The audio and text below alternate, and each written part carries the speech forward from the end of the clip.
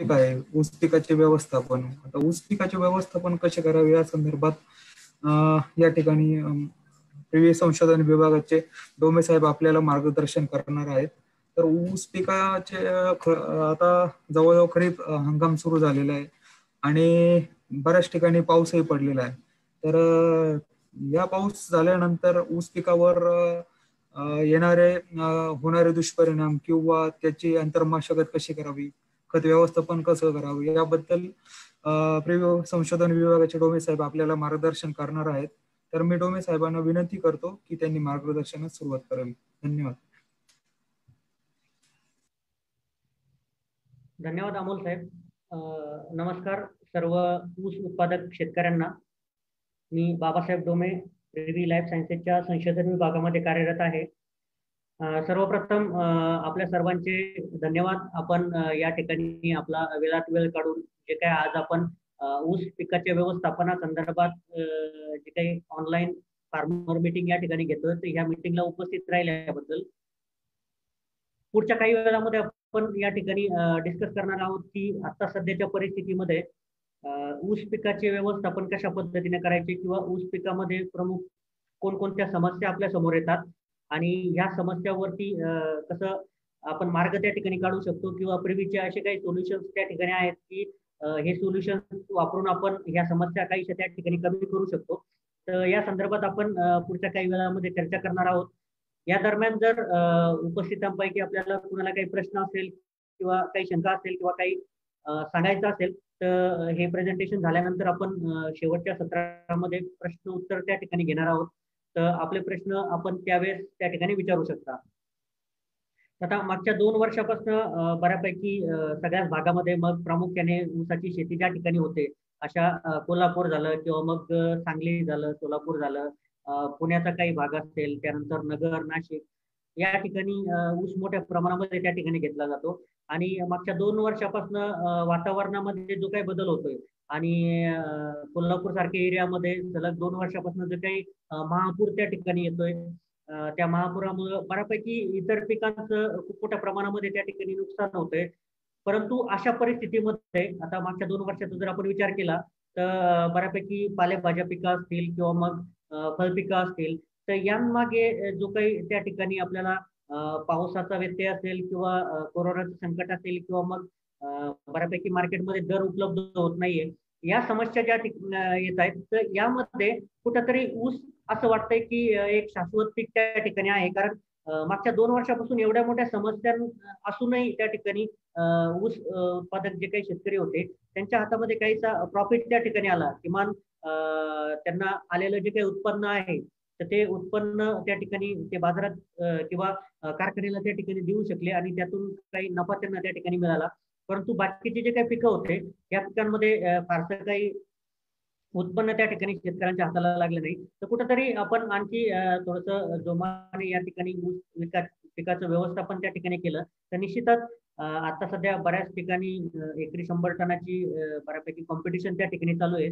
त्यामध्ये कोल्हापूर जिल्हा सगळ्यात पुढे त्या ठिकाणी मानला जातो. तो बऱ्यापैकी हे जे काही पिकं असतात त्यांची उत्पादन देण्याची एक क्षमता असते.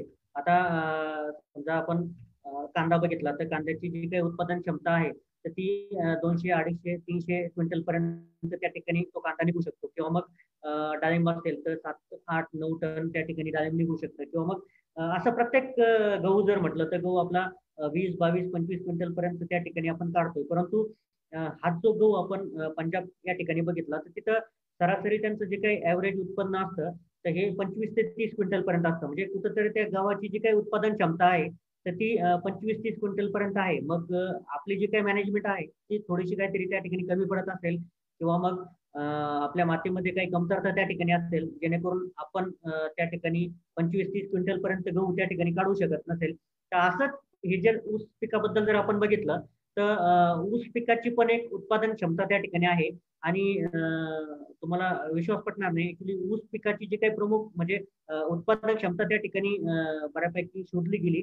यामध्ये ऊस जवळपास त्याला जर व्यवस्थित अन्नद्रव्य व्यवस्थापन किंवा मग न्यूट्रिशन मॅनेजमेंट किंवा क्रॉप प्रोटेक्शन मॅनेजमेंट जर त्या ठिकाणी आपण केलं तर एकरी 250 ते 250 टनापर्यंत ऊस त्या ठिकाणी उत्पन्न देऊ शकतो. परंतु आज आपण जर बघितलं तर ऍव्हरेज आपल्याकडं ऊस उत्पादन जे आहे, जर समजा नगर, नाशिक या पुणे या ठिकाणी जर बघितलं तर कुठेतरी 55-60च्या आसपास आपण त्या ठिकाणी आहोत.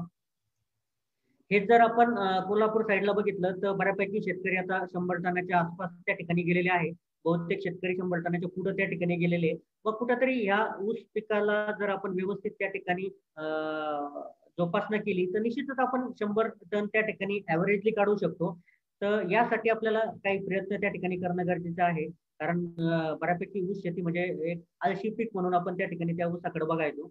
आणि जस्ट त्याला एक बेसल डोस, त्यानंतर छोटी बांधणी मोठी बांधणी केली की बऱ्यापैकी त्याच्यानंतर फक्त पाण्यावरती आपण त्या ऊसाचं संगोपन त्या ठिकाणी करत होतो. परंतु जर आपण कोल्हापूर साईडच्या एरियामध्ये बघितलं तर खूप मोठ्या प्रमाणामध्ये त्या ठिकाणी अन्नद्रव्य व्यवस्थापनामध्ये फर्टिगेशन असेल किंवा मग स्प्रे असतील, 5-5-6 स्प्रे त्या ठिकाणी घेतले जातात आणि त्याचे कुठेतरी रिझल्ट दिसतात आणि त्या ठिकाणच्या शेतकऱ्यांना 100च्या आसपास त्या ठिकाणी उत्पन्न मिळत आहे.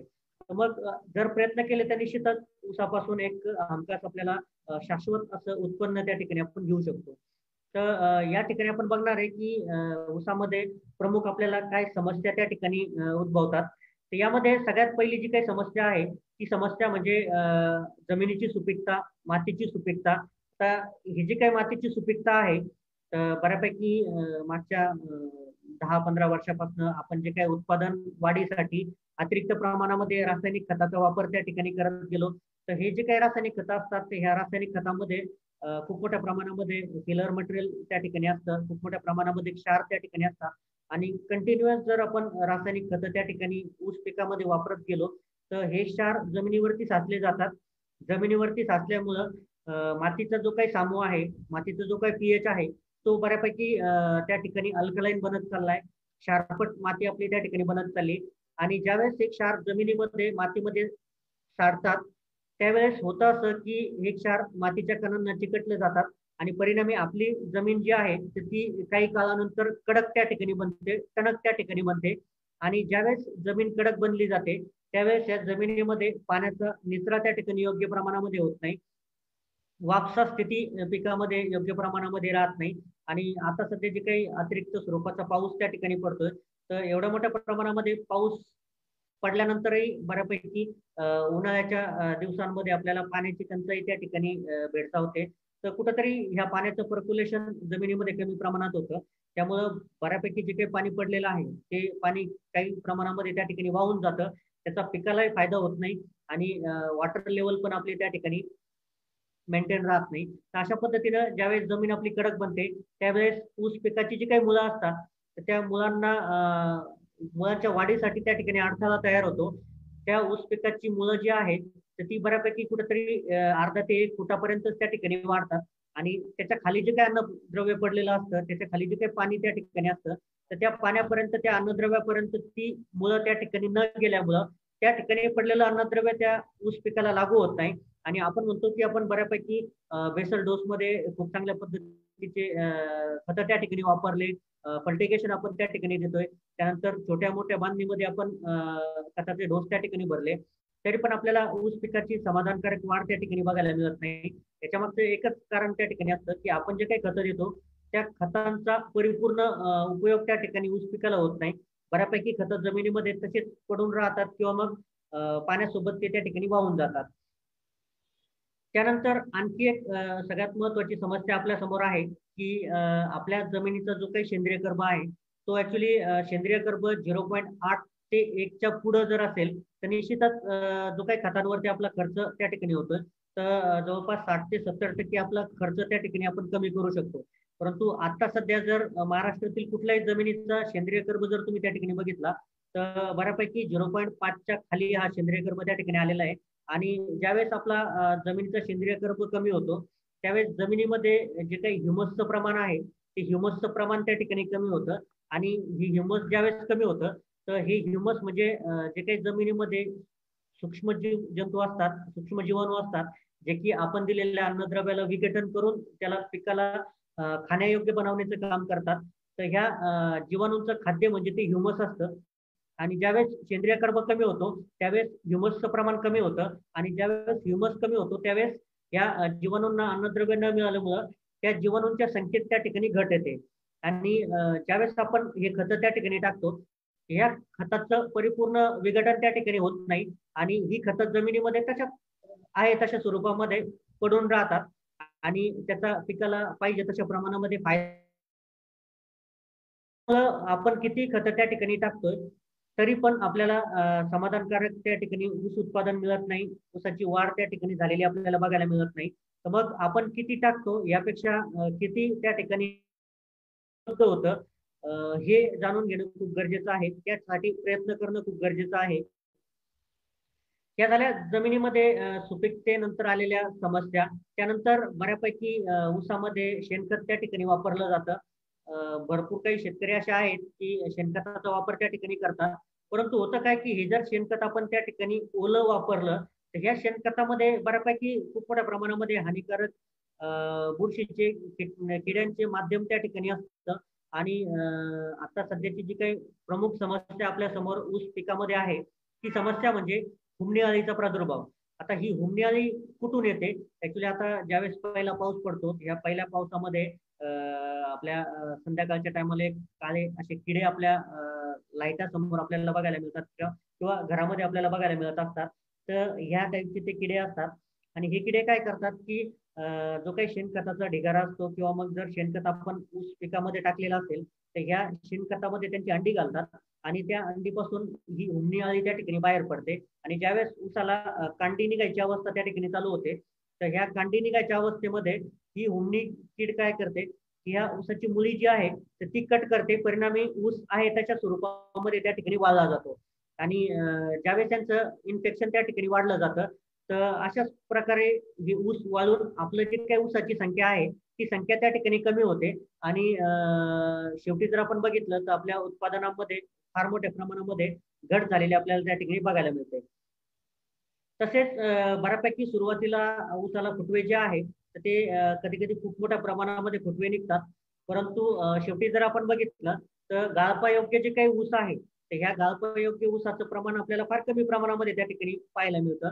म्हणजेच काय होतंय की हे जे काही अतिरिक्त फुटवे त्या ठिकाणी निघतात तर हे अतिरिक्त फुटवे फक्त सुरुवातीच्या अवस्थेमध्ये अन्नद्रव्य खाण्याचं काम करतात आणि त्यातले 3-4 फुटवे असे असतात की जे फक्त त्याच्यापासून ऊस त्या ठिकाणी बनतो. बाकीचे जे फुटवे आहेत ते त्या ठिकाणी मरून जातात आणि परिणामी आपण जे काही अन्नद्रव्य त्या ठिकाणी देतोय तर त्यातलं 50% अन्नद्रव्य हे या प्रकारचे फुटवे खाऊन त्या ठिकाणी त्या अन्नद्रव्याचा कुठल्याही प्रकारे फायदा त्या ठिकाणी ऊस पिकाला होत नसतो.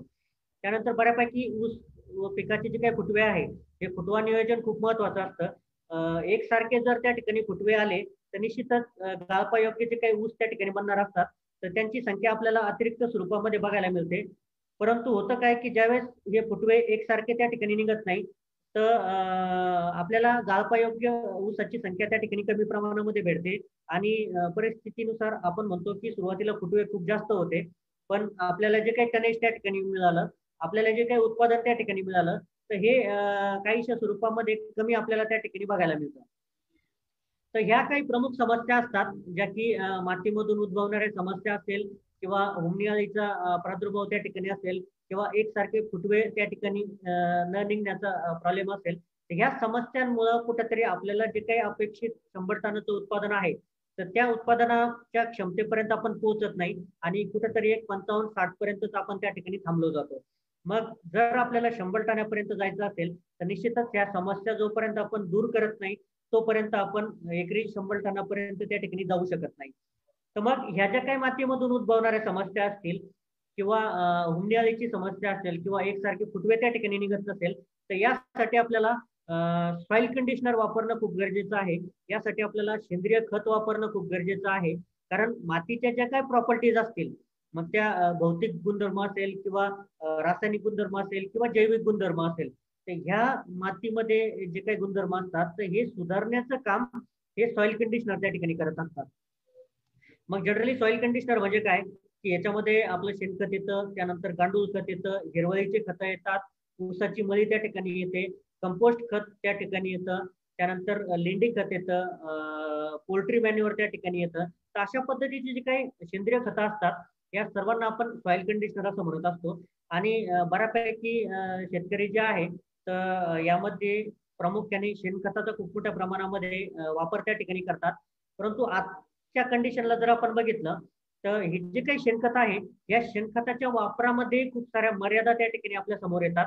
आपल्याला माहिती आहे की जर जमिनीच्या ह्या साऱ्या समस्या आपल्याला कमी करायच्या असतील, मग जमिनीचं पीएच कमी करायचं असेल, जमिनीचा कडकपणा कमी करायचा असेल, मातीमध्ये पाणी धरून ठेवण्याची क्षमता वाढवायची असेल, सेंद्रिय कर्ब वाढवायचा असेल, तर निश्चितच आपल्याला सॉइल कंडिशनर वापरणं गरजेचं आहे. परंतु आपल्याला हे माहिती असूनही बरेचसे शेतकरी जे आहेत ते सॉइल कंडिशनर शेणखताचा वापर त्या ठिकाणी करत नाही.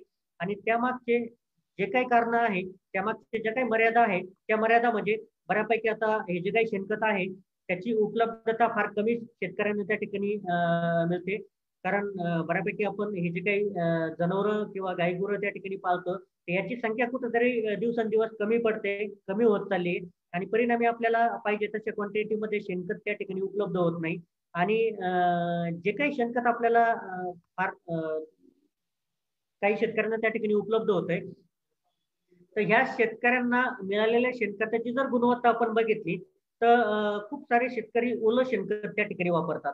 आणि मी म्हणतो की जर शेणखत आपण वापरत असाल आणि ते शेणखत जर कुजलेलं असेल तर त्याच्यासारखं अमृत दुसरं कुठलं नाही. परंतु हे जर शेणखत ओलं असेल आणि ते जर आपण आपल्या शेतामध्ये टाकत असेल तर त्याच्यासारखं विष दुसरं कुठलं नाही. कारण ह्या ओल्या शेणखतामध्ये आर्द्रतेचं प्रमाण जास्त असतं, मॉइश्चर त्या ठिकाणी जास्त असतं आणि त्या वातावरणामुळे ह्या शेणखतामध्ये खूप वेगवेगळ्या प्रकारची हानिकारक बुरशी किंवा हानिकारक जीवजंतू किंवा किडींचं माध्यम त्या ठिकाणी असतं.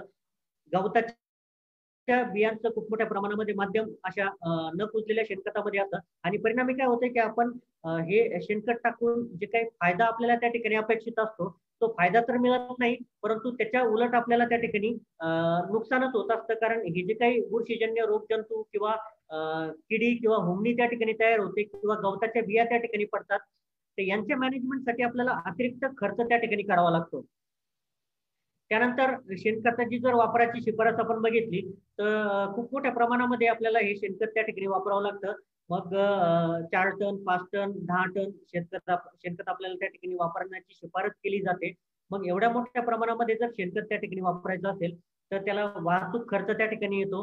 त्यानंतर शेणखत आपल्या जमिनीमध्ये मातीमध्ये विस्कटण्यासाठी आपल्याला मजूर त्या ठिकाणी लावावे लागतात आणि त्याचाही ऍडिशनल खर्च आपल्याला त्या ठिकाणी द्यावा लागतो. तर ह्या ज्या काही समस्या आहे, ह्या ज्या काही मर्यादा आहे, या मर्यादांमुळे खूप सारे शेतकरी जे आहेत तर ते शेणखताचे फायदे त्यांना माहिती असूनही त्या ठिकाणी ती वापरत नाही.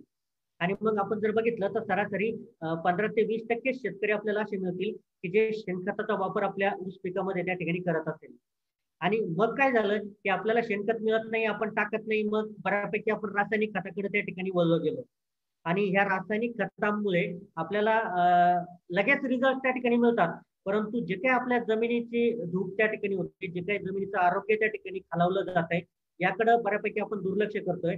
आणि त्याचाच परिणाम म्हणजे आज जर आपण बघितलं तर आपल्या जमिनीचा सेंद्रिय कर्ब फार कमी झालाय, जमिनीचा पीएच त्या ठिकाणी खूप मोठ्या प्रमाणामध्ये वाढलाय. आणि ज्यावेळेस जमिनीचा पीएच वाढला जातो त्यावेळेस जमिनीमध्ये जे काही अन्नद्रव्य त्या ठिकाणी असतं ह्या अन्नद्रव्याची उपलब्धता खूप कमी प्रमाणामध्ये होते. मग कुठेतरी आपल्याला ह्या समस्या तर कमी करायच्या आहे आणि ह्या समस्यासाठी जर आपण शेणखत त्या ठिकाणी वापरू इच्छिता, परंतु त्याच्या वापरामध्ये जर आपल्याला मर्यादा येत असेल तर कुठेतरी या शेणखताला पर्याय शोधणं त्या ठिकाणी गरजेचं आहे. आणि प्रिव्हीनं geoxol.com नावाचं एक सेंद्रिय खत त्या ठिकाणी विकसित केलेलं आहे, जे की शेणखताला आपण एक उत्तम पर्याय असं त्या ठिकाणी म्हणू शकतो. तर हे जे काही जिओक्झोल आहे हे 2 स्वरूपामध्ये आहे. एक दाणेदार स्वरूपामध्ये ज्याला आपण geoxol.com असं म्हणतो आणि एक द्रवरूप स्वरूपामध्ये. तर ह्या जिओक्झोल मध्ये आपण वेगवेगळ्या प्रकारचे नैसर्गिक अर्क आणि नैसर्गिक आम्ल दिलेले आहेत. त्यासोबतच काही प्रमाणामध्ये पॉलिसॅकराइड्स असं हे ऑर्गॅनो सिंथेटिक उत्पादन आपण त्या ठिकाणी विकसित केलंय. तर याचा वापर जो आहे तो ज्या शेतकऱ्यांकडे ड्रीप आहे, जे शेतकरी ठिबकवरती ऊस शेती त्या ठिकाणी करतात, तर असे शेतकरी लिक्विड मधलं द्रवरूप स्वरूपातले जिओक्झोल त्या ठिकाणी वापरू शकतात. ज्या शेतकऱ्यांकडे ड्रीप नाहीये ते शेतकरी दाणेदार स्वरूपातील geoxol.com त्या ठिकाणी वापरू शकतात. तर हे जे काही जिओक्झोल आहे याच्या वापराच्या वेगवेगळ्या पद्धती आणि प्रमाण अवस्था त्या ठिकाणी आपण सांगतो. तर आपण जर दाणेदार स्वरूपातील geobzol.com त्या ठिकाणी वापरत असाल तर इतर कुठल्याही खतामध्ये, मग ते NPK खत असेल किंवा शेणखत असेल किंवा इतर कुठलाही ऑर्गॅनिक मॅन्युअर असेल, तर ह्या खतांमध्ये एकरी 10 किलो प्रति एका एकरला 10 किलो आपण त्या ठिकाणी शिफारस त्या geobzol.com ची करतो. आणि जर आपल्याकडे ड्रीप सिस्टम असेल तर आपण geobzol लिक्विड ड्रीप मधून किंवा जर आळवणी आपण त्या ठिकाणी करणार असेल तर आळवणीद्वारे 2 लिटर प्रति एकर अशा स्वरूपामध्ये आपण त्या ठिकाणी 2 अवस्थेमध्ये हे geobzol रेकमेंड करतो. एक लागवडीच्या अवस्थेमध्ये आणि दुसरं ज्यावेळेस कांडी पोचण्याची अवस्था असते किंवा कांडी धरण्याची अवस्था असते, अशा अवस्थेमध्ये आपण geobzol.com त्या ठिकाणी रेकमेंड करतो. म्हणजे बेसल डोस मध्ये एकदा आणि ज्यावेळेस मोठी बांधणी आपण त्या ठिकाणी करतो तर अशा 2 बांधण्यांमध्ये एकरी 10 किलो आपण हे geobzol.com रेकमेंड करतो. आणि जर ड्रिप मधून आपल्याला geobzol लिक्विड द्यायचं असेल तर लागवडीपासून प्रत्येक 3 महिन्याच्या अंतराने 2 लिटर प्रति एकर प्रमाणे आपण geobzol त्या ठिकाणी वापरू शकतो. तर ज्यावेळेस आपण geobzolचा वापर करतो तर त्याचे प्रमुख काय फायदे आपल्याला त्या ठिकाणी बघायला मिळतात. तर सगळ्यात महत्वाचं, जे काही मातीच्या कणांभोवती क्षार चिकटले जातात आणि हे क्षार एकमेकाला चिटकून बऱ्यापैकी माती जी आहे तर ती कडक बनवण्याचं काम करतात. तर ज्यावेळेस आपण geobzolचा वापर त्या ठिकाणी करतो तर geobzol काय करतं, हे क्षार मातीच्या कणांपासून विभक्त करतं आणि ज्यावेळेस आपण पाणी देतो त्यावेळेस ते क्षार जमिनीमध्ये खोलवर चालले जातात. परिणामी आपल्या जमिनीचे जे काही कण असतात ते सुटे होतात. परिणामी जमीन आपली भुसभुशीत त्या ठिकाणी होते. आणि ज्यावेळेस आपली जमीन भुसभुशीत होते त्यावेळेस जमिनीमध्ये पाण्याचा निचरा योग्य प्रमाणामध्ये होतो. आता या ठिकाणी 2 अवस्था असतात. एक तर बऱ्यापैकी ऊस शेती काळ्या जमिनीमध्ये केली जाते, काही ठिकाणी मुरमाड जमिनीमध्ये पण ऊस शेती केली जाते. तर ह्या मुरमाड जमिनीमध्ये पाणी धरून ठेवण्याची क्षमता खूप महत्वाची असते. आणि जर काळ्या जमिनीमध्ये आपण ऊस शेती करत असेल तर पाण्याचा निचरा होणं खूप महत्वाचं असतं. हे दोनही फायदे देण्याचं काम geobzol त्या ठिकाणी करतायत. त्यानंतर ज्यावेळेस आपली जमीन भुसभुशीत होते त्यावेळेस ऊसाच्या मुळांना जमिनीमध्ये खोलवर जाण्यासाठी एक पूरक परिस्थिती त्या ठिकाणी तयार होते. परिणामी ऊसाची मुळं जमिनीमध्ये खोलवर जातात आणि खोलवर पडलेलं अन्नद्रव्य पाणी उचलून ऊस पिकाला देण्याचं काम त्या ठिकाणी वाढलं जातं. आणि आपण जे काही खतं त्या ठिकाणी देत असतो ह्या खताचं परिपूर्ण फायदा त्या ठिकाणी ऊस पिकाला होण्यासाठी हे geobzol मदत करत असतात. आणि ज्यावेळेस एकाच वेळेस अन्नद्रव्याचा फ्लो त्या ठिकाणी ऊस पिकामध्ये येतो त्यावेळेस आपल्याला एकसारखे फुटवे आलेले त्या ठिकाणी बघायला मिळतात. आणि ज्यावेळेस एकसारखे फुटवे त्या ठिकाणी येतात त्यावेळेस आपल्याला गाळपायोग्य ऊसाची संख्या खूप मोठ्या प्रमाणामध्ये त्या ठिकाणी बघायला मिळते. आणि ज्यावेळेस गाळपायोग्य ऊसाची संख्या वाढते त्यावेळेस निश्चितच आपलं उत्पादन त्या ठिकाणी वाढलं जातं. त्यानंतर आणखी एक महत्वाचा फायदा आपल्याला geobzol मुळे असा बघायला मिळतो की ज्यावेळेस आपण geobzolचा वापर नियमित स्वरूपामध्ये त्या ठिकाणी करत असतो तर ऊस पिकाच्या मुळांभोवती जे काही क्षार असतात तर हे क्षाराचं प्रमाण कमी करून सामूचं प्रमाण कमी करून 30% सेंद्रिय कर्ब वाढवण्याचं काम हे geobzol.com त्या ठिकाणी करत असतात. आणि ज्यावेळेस सेंद्रिय कर्बामध्ये वाढ त्या ठिकाणी होते त्यावेळेस जीवाणूंची संख्या त्या ठिकाणी वाढली जाते. जीवाणूंची संख्या वाढल्यामुळं आपण दिलेलं अन्नद्रव्याचं विघटन करण्याचं प्रमाण वाढलं जातं आणि हे अन्नद्रव्य पिकाला उपलब्ध त्या ठिकाणी होतात. तर अशा पद्धतीनं जे काही मातीमधून उद्भवणाऱ्या समस्या आहेत या समस्या कमी करण्यासाठी आपण geobzol.com किंवा geobzol लिक्विड त्या ठिकाणी वापरू शकतो. हे झालं मातीच्या सुपीकते संदर्भात. दुसरी एक प्रमुख समस्या आपल्या समोर असते ती म्हणजे मुलांचा अपूर्ण विकास. तर माती भुसभुशीत होणं खूप महत्वाचं आहे, कारण जेवढं माती आपली भुसभुशीत होईल जेवढे जमिनीचं आरोग्य त्या ठिकाणी व्यवस्थित होईल, जमीन सुपीक त्या ठिकाणी होईल, तेवढा आपल्या जे काही आपण अन्नद्रव्य त्या ठिकाणी देतो त्या अन्नद्रव्याचा परिपूर्ण फायदा पिकाला होत असतो. त्याच प्रमाणामध्ये ऊस पिकाची मुळीचा विकास पण होणं खूप महत्वाचं असतं. कारण बऱ्यापैकी आपण ऊस पिकाला खत देण्याची जी काही पद्धत असते तर आपण सरीमध्ये खत त्या ठिकाणी टाकतो किंवा ड्रिप द्वारे जर आपण त्या ठिकाणी फर्टिगेशन करत असेल तर बऱ्यापैकी ड्रिपने पण आपल्याकडे त्या ठिकाणी वॉटर सोल्युबल खतं दिली जातात. होतं काय की जर आपण ही खतं जास्तीत जास्त मुलांच्या सानिध्यात जर त्या ठिकाणी दिली तर त्याचा पिकाला फायदा जास्त स्वरूपाचा होत असतो. आणि जर आपण ही खतं सरीमध्ये त्या ठिकाणी विस्कटून दिली तर त्या ऊस पिकाच्या मुळाच्या सानिध्यामध्ये जी खतं त्या ठिकाणी येतात तीच खतं फक्त उचलली जातात आणि जी खतं त्या मुलांच्या सानिध्यामध्ये येत नाही, कॉन्टॅक्टमध्ये येत नाही, ती खतं त्या ठिकाणी हाय तशीच पडून राहतात एक तर ती जमिनीमध्ये खाली जातात किंवा पाण्यासोबत वाहून जातात. मग आपण जे काही खतं त्या ठिकाणी टाकतो ते याचा कुठंतरी 50% 60% फायदा त्या ठिकाणी पिकाला होतो. बाकीचा जो काही 40-50% जो काही भाग असतो तो त्या ठिकाणी वाया जातो. मग आपण जो काही खर्च करतो त्याचा निम्माच फायदा पिकाला होतो, निम्मा जो काही खर्च आहे तो त्या ठिकाणी वाया जात असतो. पण मग आपल्याला माहिती आहे की मुलाच्या सानिध्यात खतं दिली तर ती जास्तीत जास्त उचलली जातात. परंतु आपण प्रत्येक ऊसाच्या बेटाजवळ किंवा त्या ठिकाणी ऊसाजवळ आपण त्याच्या मुलाजवळ त्या ठिकाणी खत देऊ शकत नाही, कारण आपलं क्षेत्र मोठं असतं, संख्या त्या ठिकाणी मोठी असते. मग आपण खतं विस्कटून त्या ठिकाणी देतो किंवा ड्रिप मधून खतं त्या ठिकाणी देत असतो. तर ज्यावेळेस आपण ड्रिप मधून खतं देतो तर ही जी काही खतं आहे ती जरुरी नाही की ऊस पिकाच्या मुळाच्या भोवतीच त्या ठिकाणी राहतील, तर ती पाण्यासोबत इतरत्र पण त्या ठिकाणी पांगली जातात, जमिनीमध्ये खोलवर चालली जातात. ज्या ठिकाणी मुळाच्या कॉन्टॅक्टमध्ये जेवढी खतं येतात तेवढीच खतं त्या ठिकाणी उचलली जातात आणि बाकीची जी खतं आहे ती त्या ठिकाणी उचलली जात नाही, कारण तिथपर्यंत आपल्या ऊस पिकाची मुळी पोहोचत नाही. मग पिकापासून जे काही दूर पडलेलं अन्नद्रव्य आहे तर हे अन्नद्रव्य कसं जास्तीत जास्त आपल्याला त्या ठिकाणी ऊस पिकाला देता येईल त्यासाठी कार्य करणं खूप गरजेचं आहे. आणि यासाठी मायक्रोरायझा नावाची बुरशी त्या ठिकाणी आपली मदत करत असते. आता ही जी काही मायक्रोरायझा नावाची बुरशी असते ही काय करते, आपले जे काही ऊस पिकाची मुळं असतात तर त्यावरती ती वाढते आणि जमिनीमध्ये ज्या ठिकाणी आपली ऊस पिकाची मुळं जाऊ शकत नाही त्यापेक्षाही खोलवर जाऊन तिथं पडलेलं अन्नद्रव्य आणि पाणी उचलून ऊस पिकाला देण्याचं काम हे मायक्रोरायझा नावाची बुरशी त्या ठिकाणी करत असते. तर यासाठी प्रिव्हीनं मायक्रोब्झोल 4G नावाचं उत्पादन त्या ठिकाणी विकसित केलेलं आहे. याच्यामध्ये आपण डायरेक्टली मायक्रोरायझा बुरशी त्या ठिकाणी देतो. तर भारतातील पहिलं मायक्रो एन्कॅप्सुलेटेड तंत्रज्ञानाच्या सहाय्याने आपण हे मायक्रोब्झोल 4G त्या ठिकाणी विकसित केलेलं आहे, ज्यामध्ये फक्त आपण मायक्रोरायझा बुरशीच देत नाहीये तर त्याच्यासोबत 13 अन्य द्रव्याचा आपण समावेश त्या ठिकाणी केलेला आहे. 13 वेगवेगळ्या प्रकारचे अन्नद्रव्य आपण त्या ठिकाणी दिलेले आहे. यामध्ये सीव्हीड एक्स्ट्रॅक्ट असेल, त्याला आपण समुद्री शैवालचा अर्क म्हणतो, किंवा एन्कॅप्सुलेटेड सिलिकॉन असेल, यासारखे विविध 13 अन्नद्रव्य पण आपण त्या ठिकाणी या मायक्रोब्झोल 4G मध्ये दिलेले आहे. आणि यामुळे बऱ्यापैकी आपण मायक्रोरायझाचे बऱ्याच शेतकऱ्यांनी त्या ठिकाणी उत्पादनं वापरलेली असेल, मार्केटमध्ये बघितलेली असेल, तर त्या उत्पादनांपेक्षा मायक्रोब्झोल 4G काहीचं वेगळं उत्पादन आहे. आणि ते वेगळं कशा स्वरूपाचं आहे तर यामध्ये मार्केटमध्ये जे काही उत्पादनं मिळतात त्यामध्ये काहीशा प्रमाणामध्ये फक्त मायक्रोरायझा दिली जाते किंवा एखाद दोन अन्नद्रव्य त्या ठिकाणी दिले जातात.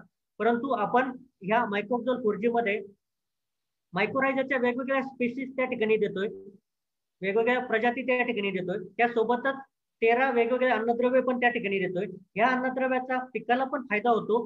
त्याच स्वरूपामध्ये जे काही मायक्रोरायझाचे स्पोर्स असतात तर त्यांना ऊस पिकाच्या मुळाच्या सानिध्यापर्यंत जाण्यासाठी जे काही अन्नद्रव्य लागतं ते अन्नद्रव्य हे 13 प्रकारचे अन्नद्रव्य त्या ठिकाणी पुरवत असतात. आणि परिणामी या मायक्रोरायझाच्या स्पोरला अन्नद्रव्य मिळाल्यामुळं त्यांची लाईफ त्या ठिकाणी वाढते, त्यांची व्हायबिलिटी त्या ठिकाणी वाढते आणि जास्तीत जास्त ही जे काही स्पोर्स असतात तर ते ऍक्टिव्ह त्या ठिकाणी राहतात, जिवंत त्या ठिकाणी राहतात. त्यानंतर पूर्णपणे पाण्यामध्ये विद्राव्य हे मायक्रोब्झोल 4G आहे, त्यामुळं आपण आळवणी सोबत किंवा ड्रीपद्वारे पण त्या ठिकाणी मायक्रोब्झोल 4G देऊ शकतो. कुठल्याही प्रकारे ड्रीप चोकअप होण्याची समस्या त्या ठिकाणी येत नाही. त्यानंतर यातील जे काही मायक्रोरायझा आपण देतो तर हे मायक्रोरायझा एक बंदिस्त चेंबरमध्ये आपण तयार करतो. परिणामी यामध्ये कुठल्याही प्रकारच्या हानिकारक जीवजंतूचं माध्यम त्या ठिकाणी तुम्हाला आढळणार नाही. तर अशा पद्धतीचं हे जे काही पावडर स्वरूपातील मायक्रोब्झोल 4G आहे याचा वापर आपण ड्रीपद्वारे किंवा आळवणीद्वारे 200 ग्रॅम प्रति एकर याप्रमाणे जर केला तर निश्चितच आपल्या ऊस पिकाची जी काही मुळांची संख्या आहे ती संख्या त्या ठिकाणी वाढली जाते, पांढऱ्या मुळांची संख्या त्या ठिकाणी वाढली जाते. हे पांढरी मुळं जमिनीमध्ये खोलवर पांगून त्या ठिकाणी पडलेलं अन्नद्रव्य आणि पाण्याचं शोषण त्या ठिकाणी वाढलं जातं. आता हे मायक्रोब्झोल मधील मायक्रोरायझा कशा पद्धतीने काम करतं त्याबद्दल थोडक्यात जाणून घेऊ. ज्यावेळेस आपण आळवणीमधून मायक्रोब्झोल 4G देतो किंवा ड्रीपद्वारे मायक्रोब्झोल 4G देतो तर याचे जे काही बीजाणू असतात तर हे बीजाणू पाण्याद्वारे मातीमध्ये खोलवर जातात आणि त्या ठिकाणी जर त्यांना ज्या ठिकाणी ऊसाची मुळी त्या ठिकाणी त्यांच्या संपर्कात येईल तर अशा ऊसाच्या मुळीमध्ये त्यांचं असलेलं एक मूळ किंवा मायसेलियम ते ऊस पिकाच्या मुळामध्ये खुपसतात आणि त्यांच्या वाढीसाठी जे काही अन्नद्रव्य लागतं तर ते काहीशा प्रमाणामध्ये अन्नद्रव्य ऊस पिकाच्या मुळामधून ते शोषण्याचं काम करतात आणि त्याच्या बदल्यामध्ये असंख्य अशी तंतुमय पांढरी मुळं जमिनीमध्ये पांगवण्याचं काम हे मायकोरायझा त्या ठिकाणी करत असतात. तर हे जे काही मायकोरायझाचे मुळं असतात आपल्या केसाच्या साईज पेक्षाही छोटे असतात. परिणामी ज्या ठिकाणी आपल्या ऊस पिकाची मुळं जाऊ शकत नाही त्या ठिकाणी जाऊन तिथं पडलेलं अन्नद्रव्य पाणी उचलून ते ऊस पिकाला देण्याचं काम त्या ठिकाणी करत असतात. परिणामी काय होतंय की इतरत्र जे काही पडलेलं अन्नद्रव्य आहे जे काही आपण सरीमध्ये अन्नद्रव्य टाकतो किंवा फर्टिलायझर टाकतो तर तिथपर्यंत जाऊन ते अन्नद्रव्य उचलून ऊस पिकाला देण्याचं काम त्या ठिकाणी वाढतं आणि आपण जे काही अन्नद्रव्य देतोय याचा परिपूर्ण फायदा त्या ठिकाणी ऊस पिकाला होतो. आणि ज्यावेळेस जमिनीतील अन्नद्रव्याचं शोषण वाढलं जातं त्यावेळेस फुटव्यांची संख्या वाढली जाते, एकसारखे फुटवे त्या ठिकाणी निघतात आणि फुटव्यांमध्ये जे काही कांड्या पोचण्याची अवस्था असते तर ती योग्य प्रमाणामध्ये आपल्याला त्या ठिकाणी बघायला मिळते. तर अशा पद्धतीने ज्या ठिकाणी मायक्रोब्जोल वापरलेला आहे त्या ठिकाणी तुम्हाला मुलांची संख्या त्या ठिकाणी अतिशय उघड्या डोळ्याने आपल्याला बघायला मिळते. खूप मोठ्या प्रमाणामध्ये पांढरी मुळी त्या ठिकाणी डेव्हलप होते. हा एक प्रमुख फायदा तर मायक्रोब्जोल फोर्जीचा त्या ठिकाणी आपल्याला बघायला मिळतो. परंतु याच्यासोबतच जे काही मातीमधून पसरणारे जे काही बुरशीजन्य रोगजंतू असतात थोडक्यात बऱ्याच ठिकाणी मर रोगाची पण समस्या त्या ठिकाणी आपल्याला बघायला मिळते.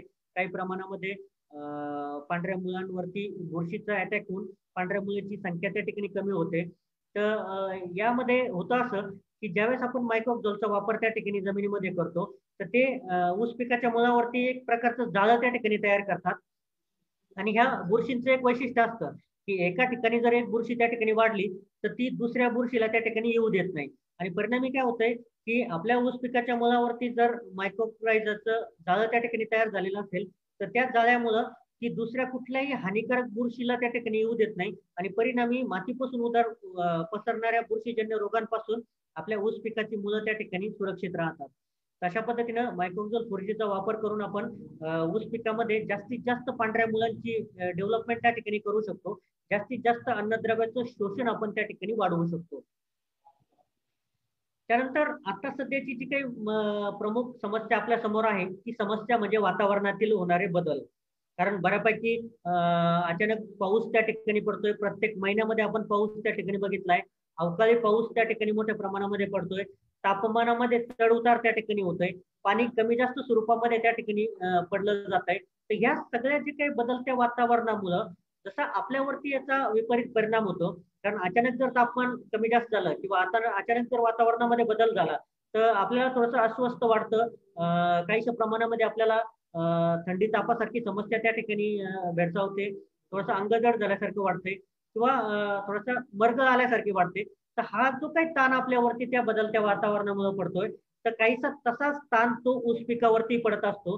तर हा जो काही ताण आहे याला आपण अबायोटिक स्ट्रेस असं म्हणतो, अजैविक ताण असं म्हणतो. म्हणजे अचानक तापमान कमी जास्त होणं, दिवस रात्रीच्या तापमानामध्ये 15 डिग्री सेल्सिअस पेक्षा जास्त तफावत तयार होणं किंवा अतिरिक्त पाणी पडणं, पाण्याची टंचाई त्या ठिकाणी तयार होणं किंवा अन्नद्रव्याचा समतोल त्या ठिकाणी न राहणं, अन्नद्रव्याची कमतरता त्या ठिकाणी भेडसावणं, यापासून जो काही ताण तयार होतो तर तो ऊस पिकावरती एक विपरीत परिणाम त्या ठिकाणी घडून आणतो. त्यानंतर जसं जसं वातावरणामध्ये वरच्यावर बदल होत असतात तर वातावरणामध्ये जे काही बदल होतात तर त्यामुळं हे जे काही किडी झाले किंवा मग रोग झाले, बुरशीजन्य रोग झाले, जसं पानावरती टिपके पडण्याची समस्या असेल किंवा मग पांढऱ्या माशीची नोकरी मावाची समस्या असेल, यासारखे बायोटिक स्ट्रेस त्या ठिकाणी तयार होतात. जैविक ताण त्या ठिकाणी तयार होतात. कारण ज्यावेळेस अतिरिक्त स्वरूपामध्ये बुरशीचा अटॅक त्या ठिकाणी पिकावर होतो किंवा किडींचा अटॅक पिकावरती होतो तर त्यावेळेस जैविक ताण तयार होतो आणि पीक स्ट्रेसमध्ये त्या ठिकाणी जातं. मग ह्या ज्या काही समस्या आहे, हे जे काही झाड आपलं किंवा ऊस आपला त्या ठिकाणी ताणात जातो तर ह्या ताणामध्ये गेल्यानंतर त्या ऊसाला प्रोटेक्ट करण्याचं काम किंवा त्या ताणांपासून त्या ऊसाला सुरक्षित ठेवण्याचं काम हे सिलिकॉन नावाचं अन्नद्रव्य त्या ठिकाणी करत असतं. आता बऱ्यापैकी मागच्या 10 वर्षापासून आपल्याला सिलिकॉन बद्दल आपण ऐकत चाललोय, वाचत चाललोय, माहिती आपल्यापर्यंत पोहोचते. तर याबद्दल सांगायचं म्हटलं तर जमिनीमध्ये खूप मोठ्या प्रमाणामध्ये सिलिकॉन उपलब्ध आहे. अगदी 28% सिलिकॉन हा आपल्या जमिनीमध्ये उपलब्ध आहे. परंतु तरी आपलं जे काही ऊस पीक आहे ते स्ट्रेसमध्ये गेलेलं आपल्याला बघायला मिळतं आणि परिणामी आपल्याला वरतून सिलिकॉन देण्याची आवश्यकता त्या ठिकाणी भासते. मग हे कशामुळे होतंय कारण हे जे काही जमिनीमध्ये पडलेलं एवढ्या मोठ्या प्रमाणामध्ये सिलिकॉन आहे हे सिलिकेट स्वरूपामध्ये असल्यामुळं सिलिकॉन कुठलंही पीक त्या ठिकाणी शोषत नाही. जसं आपण युरिया टाकतो तर युरियामध्ये जो काही नायट्रोजन असतो तर डायरेक्टली ती युरिया आपण टाकल्यानंतर ते ऊस पीक त्या ठिकाणी युरिया घेत नाही. किंवा फॉस्फरस पोटॅश आपण डायरेक्टली टाकल्यानंतर ते फॉस्फरस पोटॅश पीक घेत नाही. त्यावरती जे काही जीवाणू असतात तर ते जीवाणू त्याच्यावरती प्रक्रिया करतात आणि त्याला खाण्यायोग्य बनवतात, उपलब्ध स्वरूपामध्ये बनवतात आणि ते उपलब्ध झालेलं NPK ते झाड ते ऊस पीक त्या ठिकाणी शोषत असतात. तसंच हे जे काही जमिनीमध्ये पडलेलं सिलिकेट स्वरूपातील सिलिकॉन आहे तर ते पिकाला आयताच्या स्वरूपामध्ये उचलता येत नाही आणि परिणामी जमिनीमध्ये काही मायक्रोब काही बॅक्टेरिया त्याला डिग्रेड करतात, त्याला खाण्यायोग्य बनवतात आणि त्यापासून ऑर्थोसिलिसिक ऍसिड तयार होतं आणि ते तयार झालेलं ऑर्थोसिलिसिक ऍसिड फक्त पिकाला त्या ठिकाणी शोषता येतं. म्हणजे सिलिकॉन फक्त आणि फक्त ऑर्थोसिलिसिक ऍसिडच्या स्वरूपामध्ये कुठलंही पीक शोषू शकतं आणि हेच एकमेव कारण आहे की ज्यामुळं जमिनीमध्ये एवढ्या मोठ्या प्रमाणामध्ये सिलिकॉन उपलब्ध असूनही त्याचा परिपूर्ण फायदा पिकाला होत नाही आणि याच्या उलट आपल्याला वरतून सिलिकॉन त्या ठिकाणी द्यावं लागतं.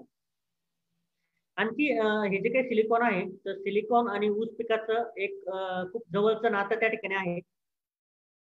कारण सिलिकॉनची जर गरज आपण ऊस पिकामध्ये बघितली तर अगदी जे काही वापरात येणारे प्रमुख अन्नद्रव्य असतात ज्यामध्ये नत्र, स्फुरद, पालाश असेल तर ह्या तीनही अन्नद्रव्यापेक्षा सिलिकॉनची गरज ही ऊस पिकाला सगळ्यात जास्त लागते.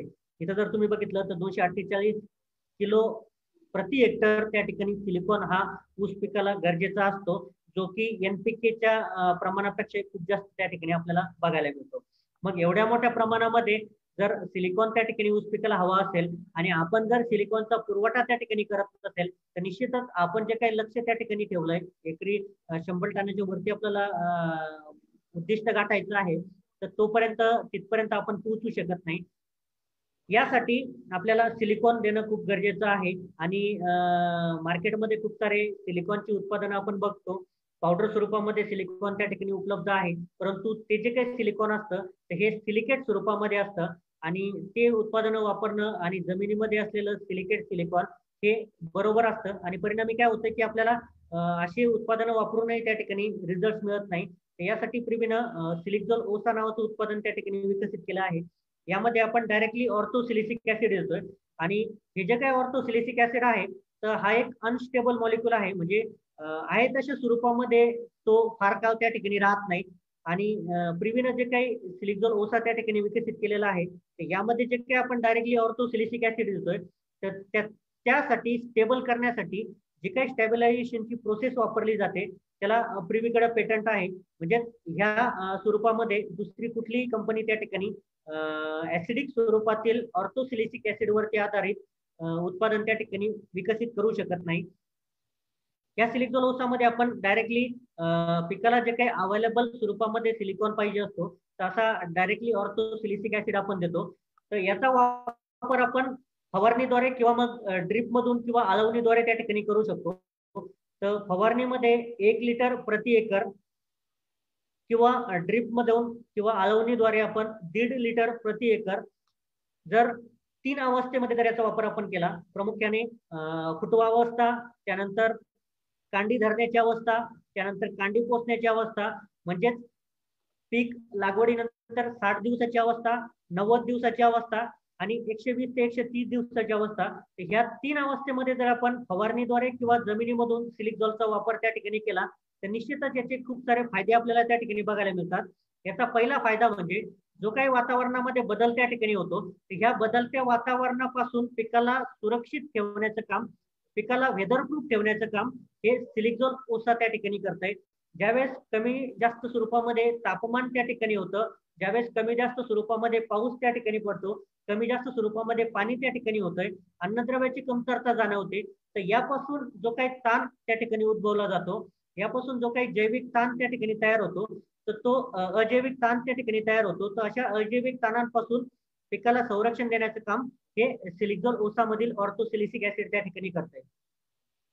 फक्त अजैविक ताणांपासूनच पिकाला संरक्षण देण्याचं काम सिलिकझोल ओसा करत नाही तर जैविक ताणांपासून पण पिकाला सुरक्षा देण्याचं काम सिलिकझोल ओसा त्या ठिकाणी करताय. तर हे कशा पद्धतीने करताय, ज्यावेळेस आपण सिलिकझोल ओसाचा फवारणीद्वारे त्या ठिकाणी ऊस पिकामध्ये वापर करतो तर यामधील असलेलं ऑर्थोसिलिसिक ऍसिड पानावरती एक प्रकारे पातळ टणक थर त्या ठिकाणी तयार करतं, ज्याला आपण सिलिका लेअर असं म्हणतो. आणि हा जो काही पातळ टणक थर असतो, तर ह्या पातळ टणक थरामुळं जे काही रस शोषक किडे असतात किंवा जे काही बुरशीजन्य रोगजंतू असतात, तर त्यांचे सोंड, त्यांचे मायसिलियम त्या ठिकाणी त्या पातळ टणक थरामुळं त्या पानामध्ये खुपसले जात नाही आणि परिणामी त्यांना असलेला हवा असलेला अन्नरस त्या ठिकाणी न मिळाल्यामुळं एक तर ते पिकापासून दूर जाण्यासाठी परावृत्त होतात किंवा अन्नरस न मिळाल्यामुळं ते मरून त्या ठिकाणी जातात आणि परिणामी आपलं जे काही ऊस पीक आहे तर ते जैविक ताणांपासून पण सुरक्षित त्या ठिकाणी राहतं.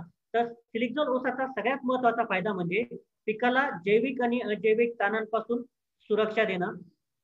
त्यानंतर सिलिक्झोल ऊसाच्या वापरानंतर आणखी एक फायदा आपल्याला त्या ठिकाणी बघायला मिळतो. तो फायदा म्हणजे जमिनीमध्ये पडलेले जे काही अन्नद्रव्य आहे ते अन्नद्रव्याचं अपटेक वाढवणं किंवा त्या अन्नद्रव्याचं वहन त्या ठिकाणी वाढवण्याचं काम हे सिलिक्झोल त्या ठिकाणी करत असतं. कारण यातील जे काही ऑर्थोसिलिसिक ऍसिड आहे, ह्या ऑर्थोसिलिसिक ऍसिडचा किंवा सिलिकॉनचा एक वाहक म्हणून खूप मोठ्या प्रमाणामध्ये वापर त्या ठिकाणी होत असतो.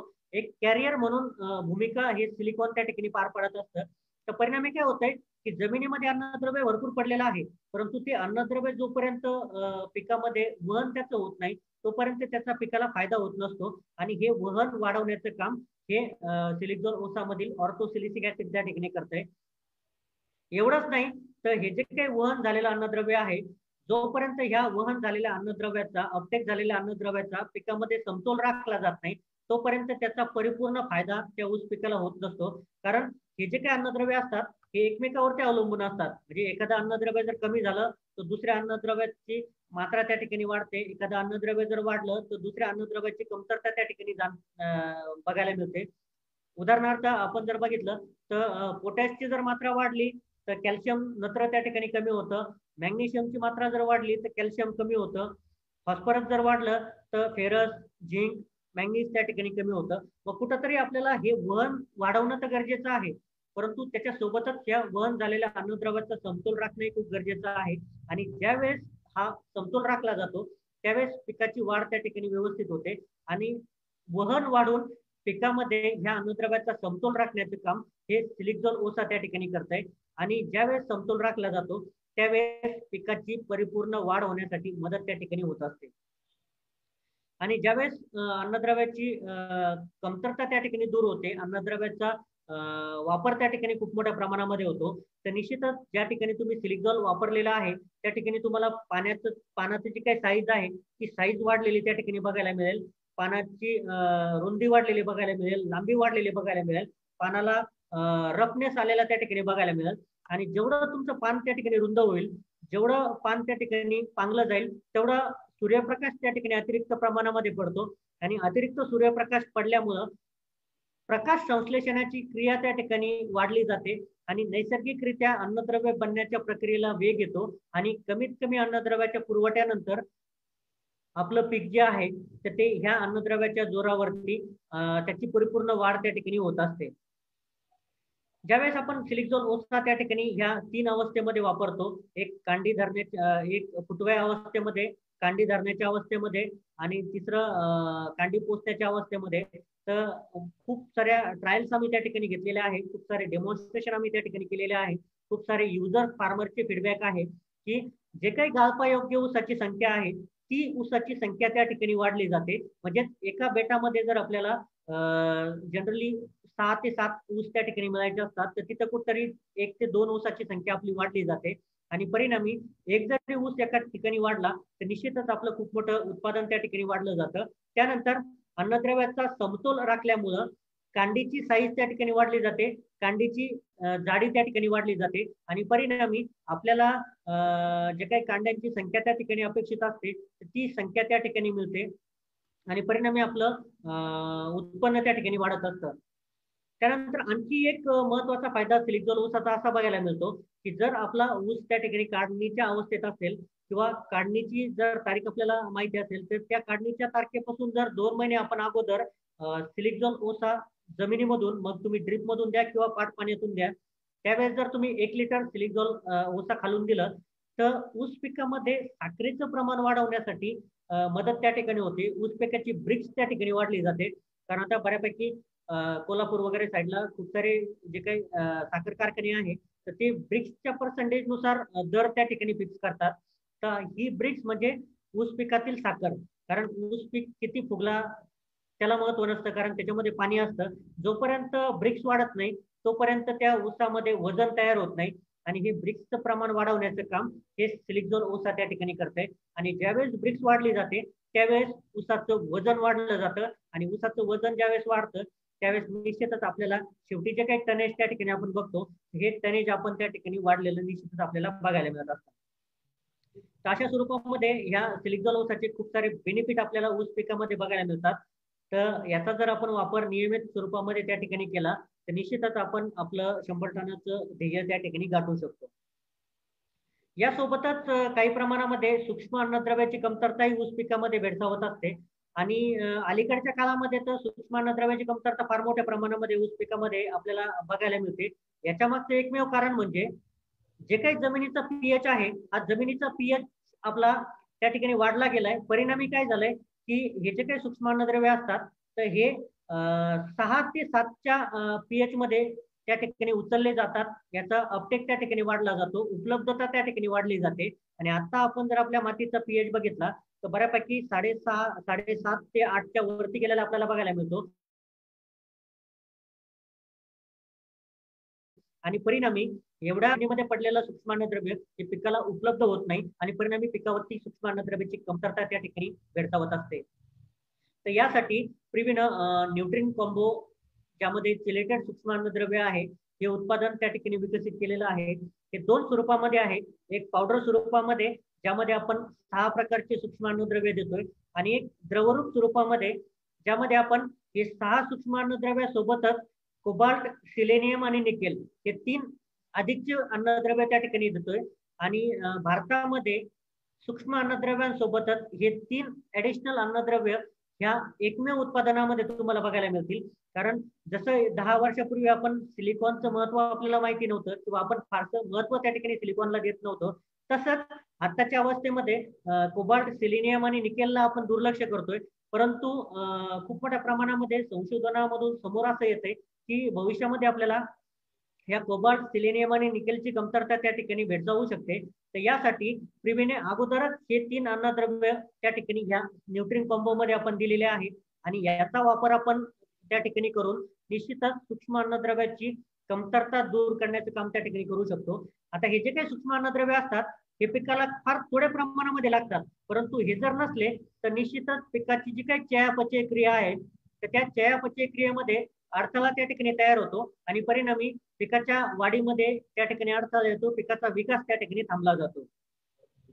तर यासाठी सूक्ष्म अन्नद्रव्याची कमतरता दूर करण्यासाठी आपण न्यूट्रिन कॉम्बो फवारणीद्वारे 250 मिली किंवा 250 ग्रॅम, तसेच ड्रिप मधून किंवा आळवणीद्वारे 500 मिली किंवा 500 ग्रॅम प्रति एकर प्रमाणे जर वापरलं तर निश्चितच सूक्ष्म अन्नद्रव्याची कमतरता दूर होऊन पिकाची एकसारखी आणि जोमानी वाढ आपण त्या ठिकाणी करू शकतो. तर या पद्धतीनं ज्या काही प्रमुख समस्या आपल्या समोर आहे, मग त्या मातीमधून उद्भवणाऱ्या समस्या असेल तर त्यासाठी आपण जिओक्झोल वापरू शकतो. पांढऱ्या मुळीचा विकास त्या ठिकाणी जर थांबलेला असेल, कारण होतं काय की बऱ्यापैकी आता पावसाचे दिवस आहे आणि या पावसाच्या दिवसामध्ये ज्यावेळेस पाणी साचलं जातं त्यावेळेस पांढरी मुळी सडण्याचं प्रमाण त्या ठिकाणी वाढतं आणि ह्या पांढऱ्या मुळीचा आभास त्या ठिकाणी तयार झाल्यामुळं बऱ्यापैकी अन्नद्रव्याचं शोषण त्या ठिकाणी कमी होतं. तर यासाठी आपण मायक्रोक्झोल 4G त्या ठिकाणी वापरू शकतो. त्याच प्रमाणामध्ये जैविक अजैविक ताणांपासून पिकाला संरक्षण देण्यासाठी तसेच अन्नद्रव्याचा पिकामध्ये समतोल राखण्यासाठी आपण सिलिक झोन ऊसा त्या ठिकाणी वापरू शकतो. सूक्ष्म अन्नद्रव्याच्या कमतरता दूर करण्यासाठी आपण चिलेटेड सूक्ष्म अन्नद्रव्य न्यूट्रिन कॉम्बो त्या ठिकाणी वापरू शकतो. आणि हे उत्पादनं वापरून जर आपण निश्चितच या समस्या त्या ठिकाणी कमी केल्या तर आपण आपलं उत्पादन त्या ठिकाणी वाढवू शकतो. तर धन्यवाद. हे झालं ऊस पिकाच्या संदर्भात. त्यानंतर मी आपल्या स्क्रीनवरती आमचे जे काही विक्री विभागातील प्रतिनिधी आहेत त्यांचे नाव, त्यांचं असलेले ठिकाण आणि मोबाईल नंबर या ठिकाणी दिलेला आहे. तर हे चर्चासत्र संपल्यानंतर किंवा भविष्यामध्ये जर आपल्याला प्रिव्हीच्या उत्पादनांच्या संदर्भात काही विचारणा त्या ठिकाणी करायची असेल किंवा काही आपले प्रश्न असेल तर आपण आपापल्या ठिकाणानुसार हे कॉन्टॅक्ट नंबर त्या ठिकाणी नोट करून आमच्या प्रतिनिधींना फोन करू शकता. त्यानंतर प्रिव्हीच्या उत्पादनांसंदर्भात किंवा प्रिव्ही लाईफ सायन्सेस संदर्भात जर आपल्याला आणखी काही माहिती हवी असेल तर आपण आमच्या वेबसाईटला पण त्या ठिकाणी भेट देऊ शकता. आमची वेबसाईट आहे www.privylifesciences.com. ह्या वेबसाईटवरती उत्पादनांसंदर्भात तसेच कंपनी संदर्भात खूप सारी माहिती त्या ठिकाणी उपलब्ध आहे. या स्वरूपातच आपण आमच्यासोबत व्हॉट्सअपद्वारे पण संपर्क करू शकता. आमचा व्हॉट्सअप नंबर आहे 7777082043. तर या व्हॉट्सअप नंबरवरती आपण आपल्या असलेल्या शंका त्या ठिकाणी आमच्यापर्यंत पोहोचवू शकता. ज्या शेतकऱ्यांना त्यांच्या एरियामध्ये प्रिव्हीची उत्पादनं उपलब्ध होत नाही अशा शेतकऱ्यांसाठी प्रिव्हीची उत्पादनं ऑनलाईन त्या ठिकाणी उपलब्ध आहे. तर ऑनलाईन इंडिया मार्ट तसेच Amazon वरती ही उत्पादनं आपण ऑनलाईन त्या ठिकाणी परचेस करू शकता. तर धन्यवाद. आपले जर काही प्रश्न असेल तर त्या ठिकाणी आपण विचारू शकता.